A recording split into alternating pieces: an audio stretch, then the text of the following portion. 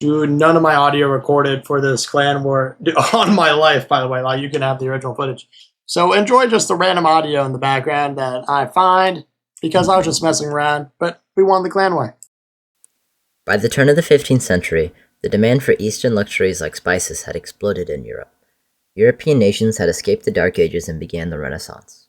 Europe now saw a great revival of Greco-Roman ideas and the philosophies of classical antiquity, as well as the adoption and invention of new technologies, particularly the development of the firearm and improvement in naval technologies. The once great Mongol Empire had broken down, succeeded by large gunpowder-wielding Islamic empires like the Ottomans. However, Europeans were now faced with a pressing issue. Eastern luxuries had previously come from land routes in Central Asia and the Middle East on the Silk Roads. However, with the fall of the Mongol Empire and the Ottoman Empire's capture of Constantinople in 1453, the routes on the Silk Road were no longer viable for Europeans. Europeans were now starving for a sea route to easily bring Eastern spices to European markets. This is where the Italian explorer, Christopher Columbus, comes into play. By the 1490s, he had come up with an idea. Most people knew by this point that the Earth was a globe. Therefore, he figured that by sailing west on the Atlantic Ocean, he would find Asia.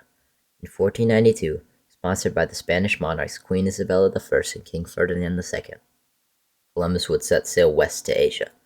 Little did he know, he would make a discovery that would alter the course of European history. The Age of Discovery had now begun.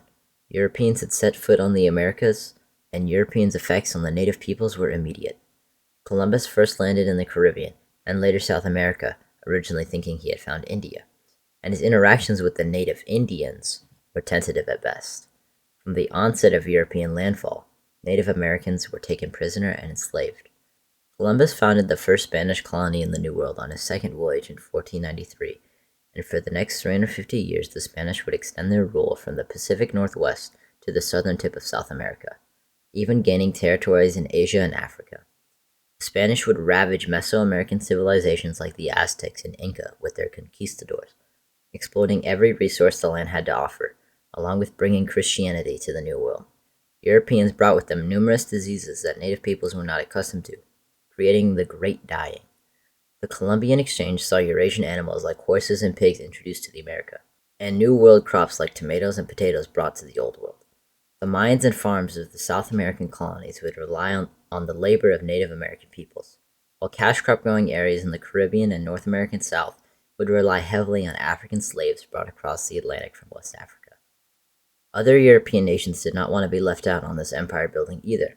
The Portuguese were just as quick to the colonization game as the Spanish, establishing colonies in Brazil, but also looking to the east, conquering territory in Africa, India, modern-day Indonesia, and China.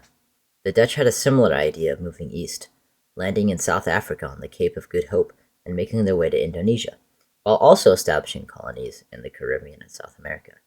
The French, and perhaps most importantly the British, would be later to the game, but perhaps the most influential in history, establishing colonies in North America, Africa, India, and East Asia. Some of the first modern corporations like the Dutch and British East India Companies were created to facilitate trade across these massive empires, becoming some of the wealthiest corporations in history.